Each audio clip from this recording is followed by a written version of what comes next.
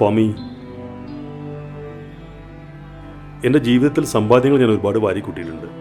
ഒന്നിനും ഒരു കുറവില്ല. പക്ഷേ എൻ്റെ ജീവിതത്തിൽ സന്തോഷം എന്ന് പറയുന്നൊന്നും എനിക്കില്ല.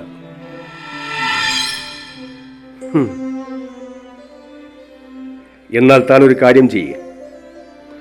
നാളെ വൈകിട്ട് 4 മണിക്ക് തെക്കേപ്പുഴയുടെ തീരത്തേക്ക് തൻ്റെ മുഴുവൻ സമ്പാദ്യവും എടുത്ത് താൻ വരണം. അവിടെ ഞാനുണ്ടാവും. ശരി സ്വാമി, ഞാൻ വരാം.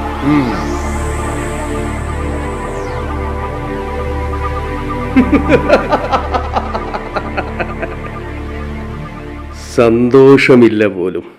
സന്തോഷം.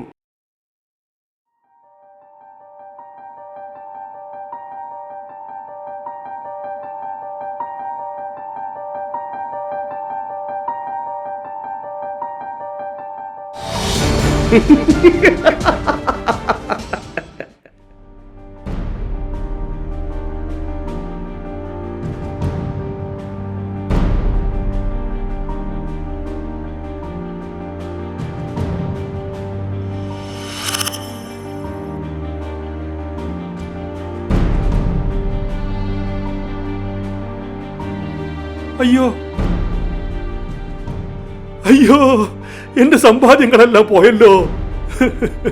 എന്റെ സന്തോഷങ്ങളെല്ലാം പോയല്ലോ. അയ്യോ, എന്റെ സമ്പാദ്യം. സ്വാമി, എന്തു പറ്റി? എന്റെ സമ്പാദ്യം മൊത്തം ആരോ കൊണ്ടുപോയി സ്വാമി.